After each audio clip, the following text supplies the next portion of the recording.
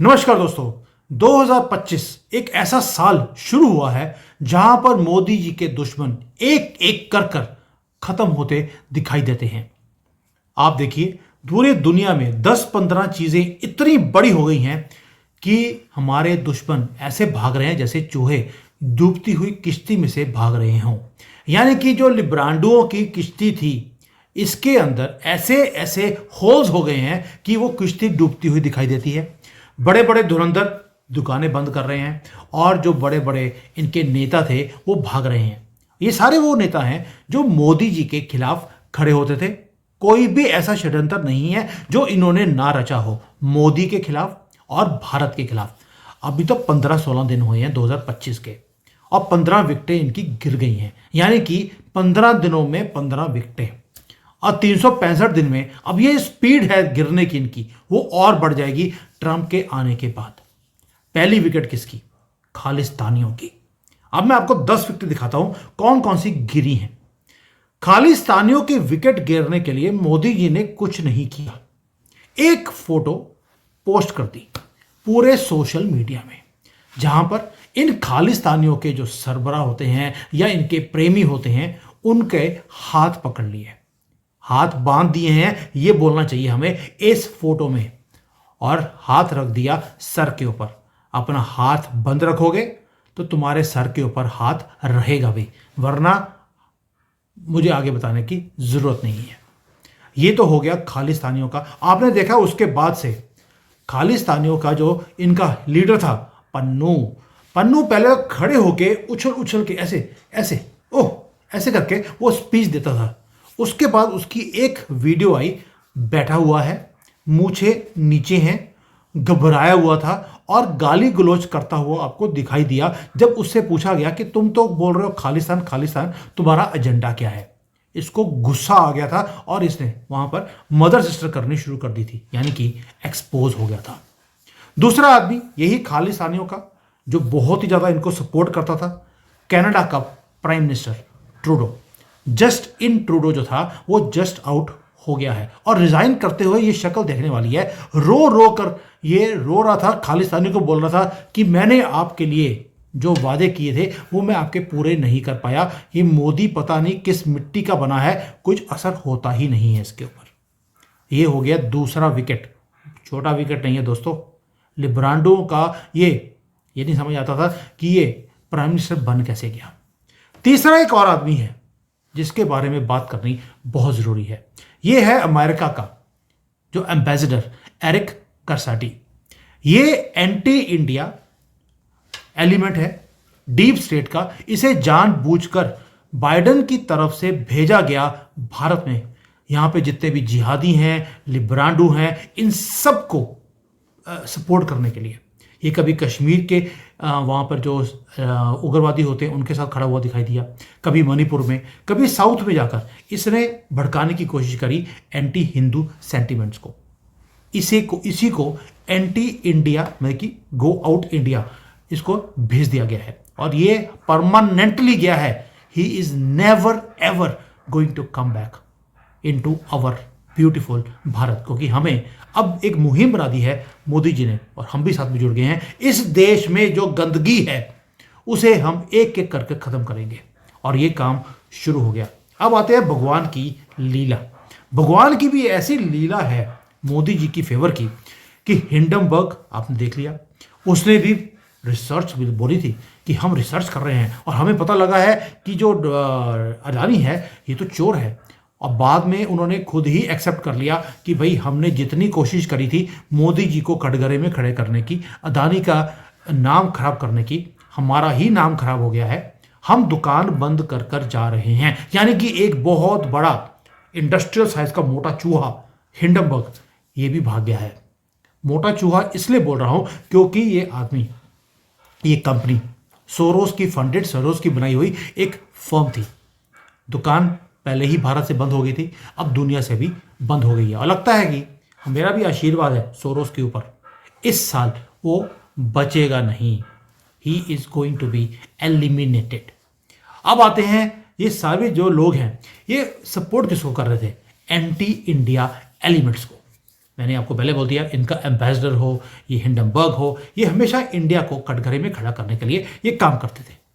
अब एक और आदमी था, जम्मू कश्मीर को हम कैसे भूल सकते हैं। एक आदमी है जिसका नाम है उमर अब्दुल्ला। ऐसा लगता है कि उसने भी घुटने टेक दिए हैं मोदी जी के सामने, और अगली बार मोदी जी और उमर दोनों मिलकर हो सकता है इलेक्शंस को लड़े। और जब ये काम हो जाएगा, हो सकता है कि इनका स्टेट जो स्टेटहुड के लिए ये बोल रहे हैं वो हो भी जाए। और यहां पर उसने प्रो मोदी और प्रो इंडिया बातें भी बोलनी शुरू कर दी हैं। आप कभी सोच सकते हैं कि उमर अब्दुल्ला से आप इंडिया की फेवर की बातें सुन रहे हो, और ये हो रहा है हमारे ही सामने। यानी कि कुछ तो कुछ पकड़ा है जिसके बारे में अभी हमें पता नहीं है, टाइम के साथ हमें वो चीजें सामने आ जाएंगी। बट उसने प्रो भारत बातें बोलनी शुरू कर दी, इंडी अलायंस के खिलाफ बोलना शुरू कर दिया। ईवीएम को लेकर जो ये रोना और धोना करते हैं उसको भी उसने नकार दिया कि ये बेवकूफ लोग हैं। कौन बोल रहा है? वही जो इनके साथ खड़ा हुआ आपको दिखाई देता था। किसके साथ? पप्पू के साथ। पप्पू का हाल देखिए क्या कर दिया मोदी जी ने। ऐसा पागल उसको कर दिया है कि भाई जो किंग मेकर था, किंग था, राजकुमार था, आज पप्पू बन गया है पूरे दुनिया का नहीं, पूरे दुनिया का, सिर्फ देश का नहीं। और आज उसने बोलना शुरू कर दिया कि मेरी लड़ाई सिर्फ आरएसएस और बीजेपी से नहीं है, इंडियन स्टेट से है। इंडियन स्टेट का मतलब होता है हमारा पार्लियामेंट, हमारी आर्म्ड फोर्सेस, हमारे जो इस देश के ओरिजिनल लोग हैं, उनके साथ इसकी लड़ाई शुरू हो गई है। इसलिए क्योंकि यह है फ्रस्ट्रेशन इसलिए है क्योंकि जैसे ही पता लगा कि सोरोस जाने वाला है, डीप स्टेट टूटने वाला है, इनकी दुकानें बंद होनी शुरू हो गई, अब इसकी फ्रस्ट्रेशन सामने आ गई है। अब मुझे सपोर्ट कौन करेगा? तो बेटर है देश से ही लड़ाई शुरू कर दूं।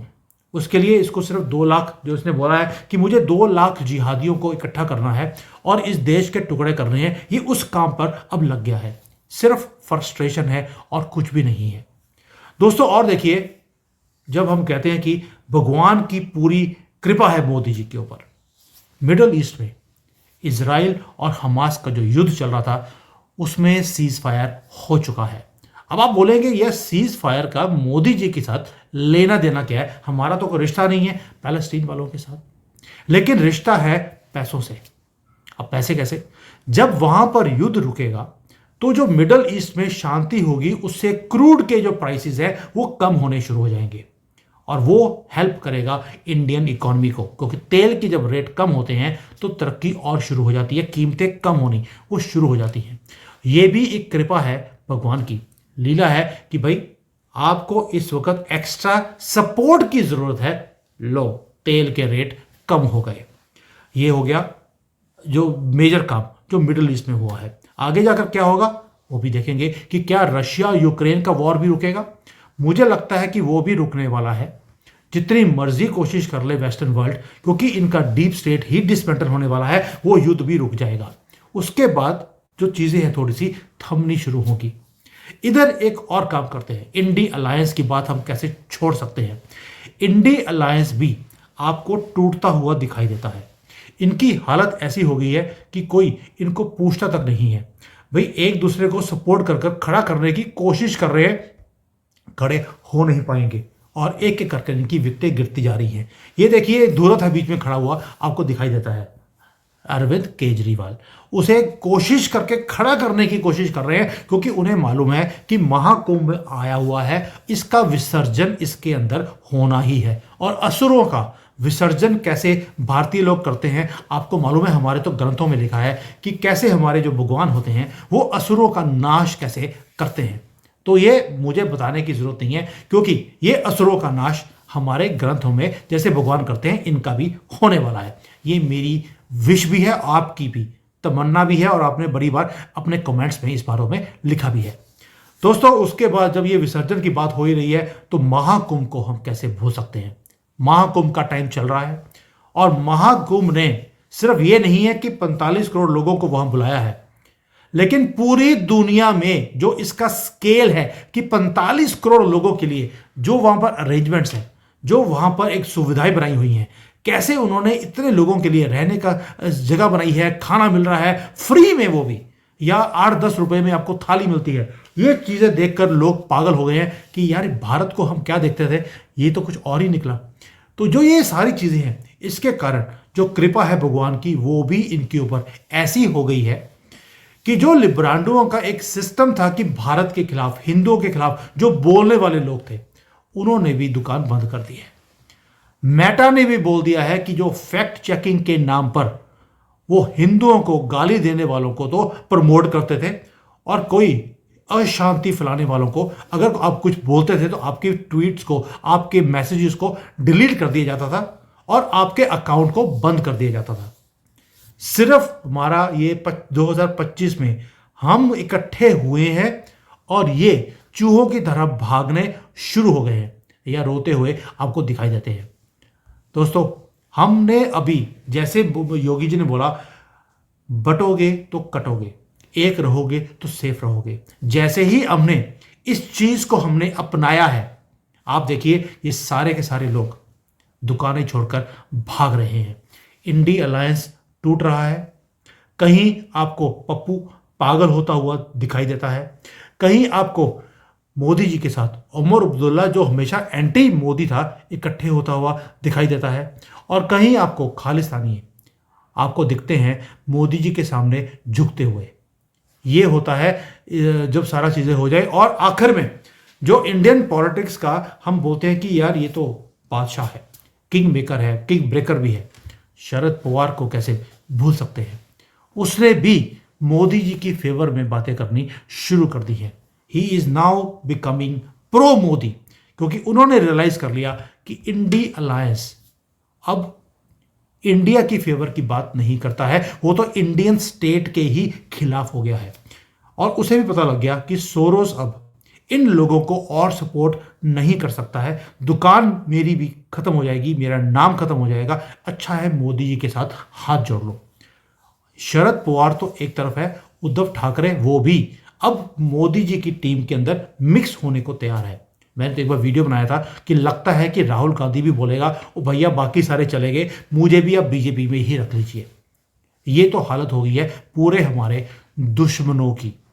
और ये 2025 अभी शुरुआत है। मैंने कई बार वीडियोस बनाई हैं, जो एस्ट्रोलॉजर्स आते हैं, बड़े बड़े एस्ट्रोलॉजर्स हैं, सबने बोला कि 2025 मार्च के बाद कुछ बहुत बड़े कार्य ये होने वाले हैं भारत में, और मोदी जी और ज़्यादा एग्रेसिवली काम करेंगे, क्योंकि इनका अभी 1-1.5 साल रह गया है प्रधानमंत्री बनने का। उसके बाद ये रिटायर करने वाले हैं, ये कंफर्म्ड न्यूज़ है। और जब ये रिटायर करेंगे उससे पहले कोई बहुत बड़ा कार्य ये करके जाएंगे ताकि दुनिया इनको याद रखे, और इनकी काम की हुई चीज़ों को दुनिया बुक्स लिखेगी कि this is how things have to be done. जैसे हम कहते हैं कि चाइना के अंदर इन्होंने 80 करोड़ लोगों को गरीबी रेखा से ऊपर निकाल दिया 20 सालों में। मोदी जी इसी ह्यूरिकन टास्क के ऊपर काम करने वाले हैं और ये मिसाल बनेगा 2025 में। जैसे महाकुंभ एक मिसाल बनने वाली है।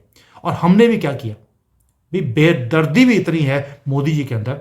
जितने लिब्रांडों की बड़ी यूनिवर्सिटीज है, हार्वर्ड है, स्टैनफोर्ड है, लंदन बिजनेस स्कूल है, ऐसे लोग IIT, IIM जो बड़ी बड़ी इंस्टीट्यूट्स हैं, इनके रिसर्च के लोगों को यहाँ बुलाया है। उनको VIP टेंट्स में रखा गया है, वहां पर उन्हें कुंभ का स्केल दिखाया जा रहा है। ये है सनातन, ये है श्रद्धा। इतनी ठंड में कैसे लोग इतनी सर्दी वाले पानी में कैसे सुबह 4 बजे जाकर स्नान करने जा रहे हैं। 1-1 करोड़ लोग रोज स्नान कर रहे हैं त्रिवेणी में जाकर। ये एक इसके ऊपर किताबें लिखी जाएंगी। कौन लिखेगा? वही बड़ी इंस्टीट्यूट्स फ्री में हमारी पब्लिसिटी करने वाली हैं, जो हमें पहले ऑर्थोडॉक्स, बैकवर्ड ये बोलते थे। आज वो हमारे ऊपर रिसर्च कर रहे हैं और किताबें लिखेंगे। जहां पर 45 करोड़ लोग वहां जाएंगे, कोई जाति नहीं, कोई डिविजन्स नहीं, सबको सम्मान वहां पर फैसिलिटीज मिल रही हैं, कोई ऊपर नहीं, कोई नीचे नहीं। ये होता है काम करने का तरीका। और मोदी जी ने जो ये बीस्ट मोड ले लिया है, आई एम सो हैप्पी कि 2025 जिस तरह से एक खुशियों का टाइम, ये सभी दुश्मनों का नाश का टाइम शुरू हुआ है। I hope this continuous in the next 1 or 2 years, और काम इनका सबका तमाम। सो दोस्तों, खुश रहें। This video is for all proud भारतीय सनातनी जो वेट कर रहे थे कि कुछ बड़े हों काम। मुझे लगता है मोदी जी को काम करने की जरूरत नहीं है। भगवान उनका काम खुद ही करता जा रहा है। जय हिंद, जय सिया राम।